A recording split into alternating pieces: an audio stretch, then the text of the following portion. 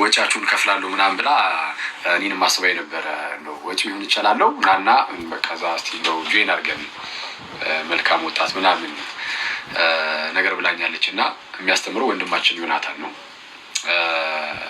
አስተባባሪዎቹ ደግሞ እነዚህ ያው እነሱ ልጆች ናቸው። እና እህታችን ወጪውን ተይውና እኔ በነፃ ማለት እናንተ ጋር ወጪ ስላለ ወጪ ከፍላለሁ ብለሽኛል አይደል?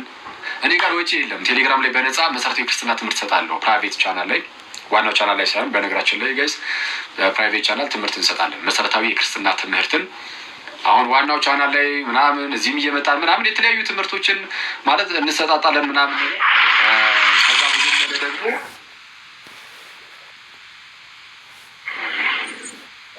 እሺ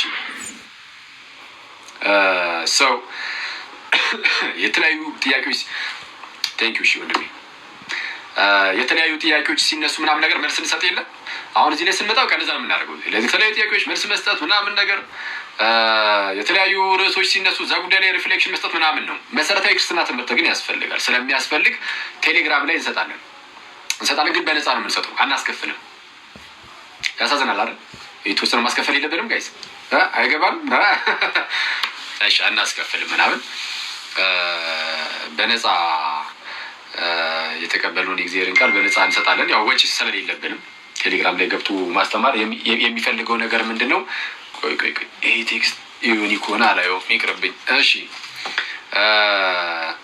ጥቁር ጉንዳን አላውቅም ምን እንደሆነ በነገራችን ላይ ጥቁር ጉንዳን ትይኛለች ቲቱ ወይ ግቢና አስታውሽኝ። እና ምንድን ነው ያው ቴሌግራም ላይ ወጪ ስለሌለብን ቴሌግራም ላይ ገብቶ ለማስተማር የሚያስፈልገው ጊዜ ነው። አክቹዋሊ ጊዜ ራሱ ወጪ ሊሆን ይችላል፣ ግን ኤኒዌይስ ኖርማል ነገር ነው። እና ኤኒዌይስ በአጭሩ በነፃ እንሰጣለን። ይህን ያነሳሁት ለምንድን ነው? ወዳጃችን እንደው አይ ቲንክ በክፍያ ምናምን እያደረገ እየወሰደ የተወሰነ ትምህርት ሰጥቶ ይሸኛል መሰለኝ። እና እንደው ወጪያችሁን ልዝጋ ምናምን እና ናና ምናምን እያለች ስለሆነ ወጪ የሌለው ቦታ የሆነ በነፃ መምህራችሁን ይዛችሁት ነው። እኔ እናንተ ብቻ አይደለም መሰረታዊ ክርስትና ትምህርት የሚያስፈልገው ለመምህራችሁም ጭምር ነው። ክርስቶስን ነው የምላችሁ። እኔ ይህንን እየቀለድኩ ብቻ አይደለም፣ በጌታ ፊት ሆኜ የምነግራችሁ ነገር እኔ መምህራችሁ መሰረታዊ የክርስትና ትምህርት ያስፈልጓል። እኔ የኔ ቴሌግራም ቻናል ላይ መጥቶ ደግሞ የኛ የቴሌግራም ቻናላችን ላይ መጥቶ ደግሞ የምሰጠውን የመሰረታዊ ክርስትና ትምህርት እኔ መጥቶ ቢከታተል እኔ አክቹዋሊ ለክርስቲያን ወንድነቶች ብቻ ነው የምሰጠው። እነሱን የማጥናት ምናምን ነገር እንዲሁ ቢሆን ጌታ እዛ ውስጥ ትንጥዬ ቢያስተምረን በሚለው ማለት ነው። ግን ለእናንተ ግን በቃ ፈቀድኩ። ምክንያቱም ሰው በጣም አደግ ከዚህ በፊት የተሳሳተው ስህተት ታውቃላችሁ አይደል? ምን ነበር የተሳሳተው? ጌታ ኢየሱስ ላይ ነው የተሳሳተው። በቃ ባጭሩ ክርስቶስ ላይ ያውም ሰውነቱ ላይ ኢየሱስ አምላክ ነው ምናምን፣ ግን ሰውነቱ ግን እንደኛ አይደለም ወይም ደግሞ ከኛ አይነት ሰው አይደለም ብሎ ያስተምር የነበረ ሰው ነው። እንግዲህ እንዴ አጂ ቆንጂት ምን አረግ ነው የምትይኝ? ከቅድስት ድንግል ማርያም ስጋን አልነሳም ኢየሱስ ብሎ ሲያስተምር የነበረ ከዛ በኋላ ከ5 ዓመት በኋላ ደግሞ መጥቶ ዮሐንስ ወንጌል ሳስጠና እንዲህ ብዬ እኮ ተሳስቼ ነበረ ብሎ ያስጨበጨበ ልጅ ነው እኛን የሚያስተምረው በጌታ። የክርስትና ምን ሌላ ነገር ነው የሚያስተምረን? የክርስትና ትምህርት አይደለም። የክርስትና ትምህርት ካልሆነ ንገሩን እና ወይ ምናልባት ኢለርኒንግ ምናምን ካለ ላይ ምናምን ጊዜ እንትን ላለመስጠት ላለማባከንም የሚጠቅመን ከሆነ እዚሁ ዝም ብለን እንማርለት። ክርስትና ላይ ግን መቶ እኛ ጋር ቴሌግራም በነፃ ይማር መሰረታዊ ክርስትና ትምህርት ክርስቶስን። እኔ እንደዛ ቢያደርግ ጥሩ ነው፣ እናንተም እንደዛው። እና ያው ማስታወቂያችሁን አትስቡብን በባጋ ላያችን ላይ አረፍቱን ያው ፈቅደንላችኋል የተወሰነ እንድትሰሩ። እና መጀመሪያ ትምህርት ያስፈልጋል። ለማስተማር ባይዚ ትምህርት ይፈልጋል። ቅዱስ ያዕቆብም ከእናንተ ብዙዎች አስተማሪዎች አይሁኑ ይላል።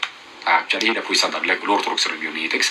ከእናንተ ብዙዎች አስተማሪዎች አትሁኑ ተባለ። ባይዚ በጣም ትልቅ ቃል ነው በነገራችን ላይ። በእኛ ዘንድም ብዙ ሰዎች ብዙም በማናውቀው አሁን እኔ አስተማሪ አይደለሁም ጋይስ። እኔ ከወመሪዎቹ ዋነኛ ከዛ በኋላ የተወሰኑ ወመሪዎች እዚህ ጋር አሉ። ከዛ ዝም ብለን ወመሪዎች ሰብሰብ ብለን ግን ያው ኢየሱስን የምንወድ ስለሆንን ቤተክርስቲያናችንን የምንወድ ስለሆንን በዚህ በቅዱሳን ህብረት ውስጥ ሆነን ደግሞ ተስፋ የምናደርግ ስለሆንን እንግዲህ የቅዱሳንን ፈለግ ለመከተል የምንሞክር ጌታችን ኢየሱስን ተስፋ የምናደርግ ስለ አምላካችን ስለ እግዚአብሔር ማወቅን የምንፈልግ ወደ ቅዱስ ሚስጥር ለመቅረብ ምናምን ነገር እንደው የምንታተር እንደዚህ አይነት ፍላጎት ያለን ሰዎች ሰብሰብ ብለን ትንሽ እያወራን ብቻ ነው። እንጂ በእኔና በእናንተ መካከል የአስተማሪና የተማሪ አይነት ግንኙነት ያው የለንም፣ ታውቁታላችሁ። እና ምንም ሆነ ምን ግን እንደው ይሄ ማስተማር ከተባለ ማለት ነው ሰው ለማስተማር ሲወጣ በጣም ዝግጁ መሆን ይጠይቃል። በጣም አደገኛ ነው። አንዳንዴ በማስተማር ውስጥ ሰውን በጣም ሊገድል ይችላል። ማዳን እንዳለ ሁሉ መግደል ደግሞ አለ እና ጥንቃቄ ይፈልጋል።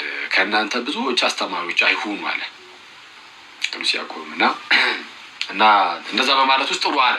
እሺ ወይስ መጽሐፍ ቅዱሳችንን አሁን እናንብ። ዛሬ ቅዳሴን በዛው እንድትወዱ ነው። በነገራችን ላይ ከቅዳሴ ጋር በተያዘ ባለፈውን ብያችሁ ነበረ። ቅዳሴ ወደ ጌታ ደስታ የመግባት ሚስጥር ነው የሚለው የቀሲስ ዶክተር መብራቱ ኪሮስ መጽሐፍ። በእሷ መጽሐፍ ትንሽ ጊዜ እንማማራለን። እስቲ ጸልዩልኝ ምናምን። በጣም አንዳንዴ በቃ እየተሳነፍን ነው። እሱን ነገር በጣም ባሳካው ጥሩ ነው እና ሌሎች ጉዳዮችም አሉብኝ። በእርግጥ ጸሎታችሁ አትለይኝ እናንተ ሰዎች፣ የምሬ ነው። ክርስቶስን በጸሎት ምናምን አለቀልኝ። የምር እኔ እንደዛ ነው ፊልም ማድረገው። በጣም በእናንተ ጸሎት እንዳለው ነው ፊልም ማድረገው እና በጌታዬ ምሕረት ማለት ነው። እና አንዳችሁ ለአንዳችሁ ጸልዩ። በተለይ አኪለ ሰማዕትን አትርሱት። እሺ እና እንማማራለን እና ቅዳሴ ላይ ቅዱሳት መጽሐፍት ይነበባሉ። በዛው ቅዳሴንም እንድንወድ ማለት ነው። አንዴ እንትን ልበላችሁ። አንዴ ኮመንቱን ረበሻችሁ፣ ሳየው ረበሻችሁ። ቆይ አንዴ ዮሐድ ንጉስን 100,000 የማስገባት ቻሌንጅ ተቀላቀሉ። 300 ምናምን ሰው ይሁት ጋይስ እንዲ ጭራሽ እየጨመረው 400 ሊገባ ነው። ዮሐድ ንጉስን 100,000 ኦኬ። ይሄ ነገር ሁሌ ነው የሚጻፈው ጋይስ። እየተቀላቀላችሁ አይደለም መሰለኝ። ፕሊዝ ዮሐዴን ብትችሉ ሁላችሁም ቆይ እዛ ቴሌግራም ላይ ማስቀምጠላችኋለሁ። ቪዲዮም ሰራለሁ ያለው በእርግጥ ነግሬያችኋለሁ። ትናንትም ቪዲዮም ሰራላታለሁ እና ዮሐዴን ፕሊዝ እንደው በጌታ ፎሎ አድርጉት እሺ ጋይስ። ዮሐዴ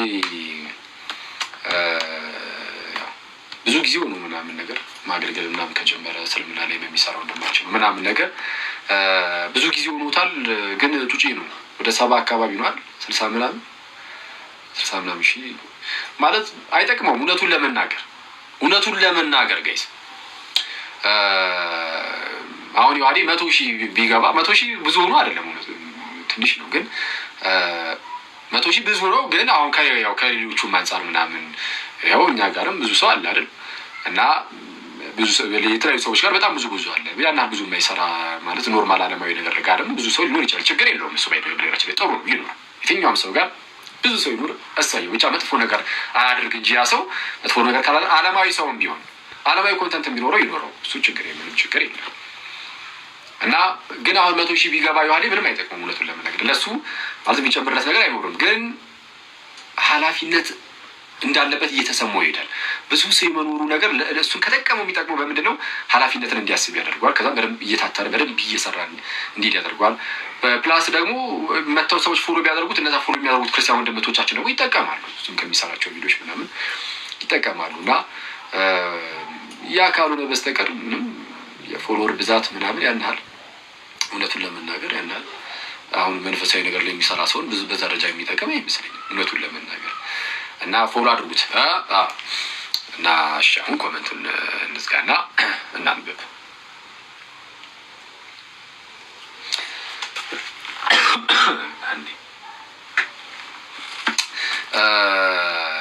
ቅዳሴ ላይ ስናስቀድስ ማለት ነው ቅዱሳት መጽሐፍት ይነበባሉ።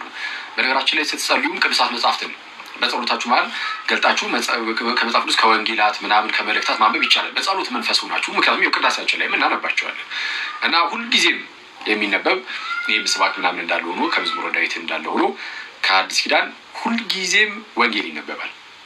ከአራቱ ወንጌላት አንዱ በዛው እንደሚያዘው ወይ ማቴዎስ፣ ማርቆስ፣ ሉቃስ፣ ዮሐንስ ከሶስት አንዱ ይነበባል። የሆነ ምዕራፍ ክፍል ተመርጦ ማለት ነው ይነበባል ቅዳሴ ላይ። ከቅዱስ ጳውሎስ መልእክት ሁልጊዜም ይነበባል። ከቅዱስ ጳውሎስ መልእክታት ከ14ቱ አንዱ ተመርጦ ከሮሜ እስከ ዕብራውያን ካለው ውስጥ ተመርጦ ከዛ ውስጥ የሆነ ምዕራፍ የሆነ ክፍል ይነበባል። ከዛ ውጭ ካሉት ደግሞ የአዲስ ኪዳን መጽሐፍት አንዳቸው ወይ ከጴጥሮስ መልእክት ወይ ከይሁዳ መልእክት ወይ ከያዕቆብ መልእክት ወይ ከዮሐንስ መልእክት ወይ ከዮሐንስ ራእይ ከነዚህ ከአንዳቸው ደግሞ ተመርጦ ደግሞ ይነበባል። ሁሌም እንደዛ ደግሞ ይደረጋል። እና ዛሬ ከነዚህ ከሶስቱ የአዲስ ኪዳን ክፍሎች የተነበቡትን አብረን እናነባለን ማለት ነው። የተነበበው ወንጌል ሉቃስ ነበር። ዛሬ እኛ ጋር የሉቃስ ወንጌል የተነበበው እንግዲህ ከሆነ እናንተ ጋር ባላቅም እኛ ጋር የቅዱስ ሉቃስ ወንጌል የተነበበው።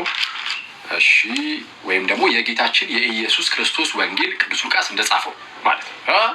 ወንጌሉ የጌታ ኢየሱስ ነው። ሉቃስ ጽፎታል። ሉቃስ ምዕራፍ 24 ከቁጥር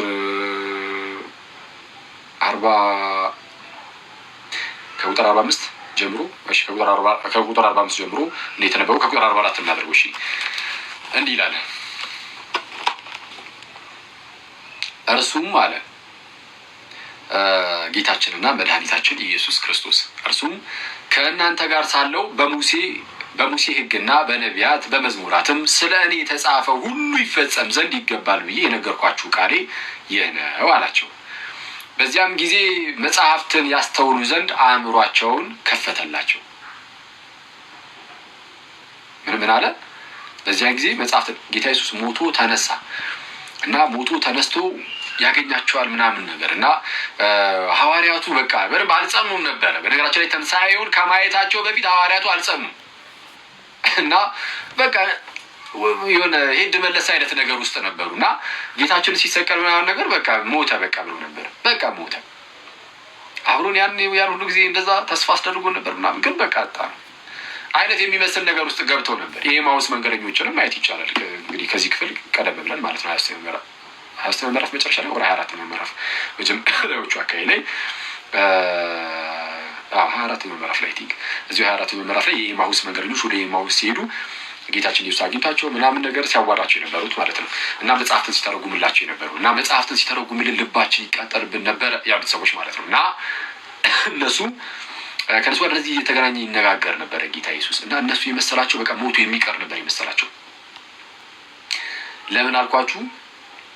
ጌታችን ኢየሱስ የሚናገራቸውን ነገር በጣም በዛ ይጸኑ አልነበሩ ማለት ቀደም እንዳልኩት ሄድ መለስ አይነት ነገር ነበረ። እንደዚህ ነገር ውስጥ ነበሩ። ትንሣኤ ግን በጣም ትልቅ አረጋጋጭ ነው። ሞቶ ተነስተው ካዩት አስቡት፣ ሞቶ እንደሚነሳ ምናምን ነግሯቸው ነበረ እና ግን በዛ ደረጃ በእምነት በጣም የጠነከሩ ስላልነበሩ ልክ ሲሞት ይነሳል የሚለው ያን ያህል በጣም እንደው ልባቸው ላይ በደንብ በእምነት ደረጃ ይሉ አልወጣም። ተነስቶ አረጋግጦ ሲያሳያቸው ግን በቃ በእርሱ ላይ ያላቸው እምነት በጣም ከፍ ይላል ማለት ነው ያኔ እና ጌታችን ኢየሱስ ምን አለ? ከእናንተ ጋር ሳለው በሙሴ ሕግና በነቢያት በመዝሙራትም ስለ እኔ የተጻፈው ሁሉ ይፈጸም ዘንድ ይገባል ብዬ ነገርኳችሁ ቃሌ እኮ ይህ ነው አላቸው። በዚያም ጊዜ መጽሐፍትን ያስተውሉ ዘንድ አእምሯቸውን ከፈተላቸው ይላል። የብሉይ ኪዳን መጽሐፍትን ያነባሉ፣ የሕግ መጽሐፍትን፣ መዝሙራትን፣ ነቢያቱ ምናምን ያነባሉ። ግን የብሉይ ኪዳን መጽሐፍት በሐዲስ ኪዳን ብርሃን መገለጥ አለባቸው የሚባለው ለዚህ ነው። ጌታ ኢየሱስ መጽሐፍትን በደንብ እንዲበራላቸው ይገልጥላቸው ጀመር። ዝም ብለህ አንብበ በራስህ ከተረዳ ሁሌ ስህተት ውስጥ ትወድቃለህ። ልክ እንደ ኢትዮጵያዊ ጃንደረባ ማለት ነው። በዚህ በሐዋርያት ሥራ ምዕራፍ 8 ላይ ፊልጶስ ሄዱ ሲያገኘው የኢትዮጵያ ጃንደረባ ኢሳያስን ያነባል፣ ትንቢት ነው የሚያነበው። ኢሳያስን ያነባል። ኦኬ የምታነበውን ታስተውለዋለህን አለው። አይ የሚያስተምረኝ ሳይኖር እንዴት አለ። የሚያስረዳኝ የሚያሳየኝ ሳይኖር እንዴት አድርጌ አለ። ያኔ ከዛ መጽሐፍ ጀምሮ ወንጌልን ሲሰብክለት እናያለን ማለት ነው ፊልጶስን እና ጌታችንም ሞቶ ከተነሳ በኋላ ከሐዋርያቱ ጋር እየተገናኘ ያስተምራቸው ነበር እና ምን አለ? ኦኬ በዚያን ጊዜ መጽሐፍትን ያስተውሉ ዘንድ አእምሯቸውን ከፈተላቸው፣ እንዲህም አላቸው ክርስቶስ መከራ ይቀበላል፣ በሶስተኛውም ቀን ከሙታን ይነሳል፣ በስሙም ንስሐና የኃጢአት ስርየት ከኢየሩሳሌም ጀምሮ በአሕዛብ ሁሉ ይሰበካል ተብሎ እንዲሁ ተጽፏል አለ። ቃል በቃል እንዲህ ላይ ጻፍ ይችላል፣ ግን በውስጡ እንደዚህ አይነት ሜሴጅ እንደዚህ መልእክት በብሉይ ኪዳን መጽሐፍት ውስጥ በሕግ በነቢያት በመዝሙራት መጽሐፍት ውስጥ ግን መልእክቱ ተላልፏል። ስለዚህ እሱን እንዲመለከቱ እሱን መመልከት የሚችሉበትን ዓይን ይሰጣቸዋል ወይም እሱን ይገልጥላቸዋል ማለት ነው ጌታችን ኢየሱስ። እናንተም ለዚህ ምስክሮች ናችሁ። እነሆም አባቴ የሰጠውን ተስፋ እኔ እልክላችኋለሁ። ቅዱሱን መንፈስ ማለት ነው። አባቴ የሰጠውን ያንን ተስፋ መንፈስ ቅዱስን የሰጠውን ተስፋ እኔ እልክላችኋለሁ። አስቀድሞ በኢዩኤል ላይ ተነግሮ ነበረ። ትንቢተ ኢዩኤል ላይ ምን ብሎ ተነግሮ ነበረ? ምንድነው በስጋ ሁሉ ላይ ከመንፈሴ አፈሳለሁ የሚል ታላቅ የሆነ ተስፋ ተሰጥቶ ነበር። አባቴ የሰጠውን ተስፋ እኔ እልክላችኋለሁ፣ እናንተ ግን ከላይ ኃይል እስክትለብሱ ድረስ በኢየሩሳሌም ከተማ ቆዩ አላቸው። ኃይል እስክትለብሱ ድረስ ከላይ ኃይል እስክትለብሱ ድረስ በኢየሩሳሌም ከተማ ቆዩ። አሁን ሊያደርግ ነው ጌታ ኢየሱስ እንዲህ ብሎ ተናገራቸው። ስለዚህ ሐዋርያቱ ምን ያደርጋሉ? በአንድ ቦታ ከጌታችን ከኢየሱስ ክርስቶስ እናት ከቅድስት ድንግል ማርያም ጋር ሆነው በጸሎት እየተጉ ይጠብቃሉ። ስለዚህ ጌታ ኢየሱስ ያደርጋል ተስፋ እንዳስደረጋቸው ካረገ በኋላ በ10ኛው ቀን ማለት ነው መንፈስ ቅዱስን በእነርሱ ላይ ደግሞ ይልከዋል ማለት ነው። ያኔ ኃይልን ይታጠቃሉ፣ ኃይልን ይለብሳሉ።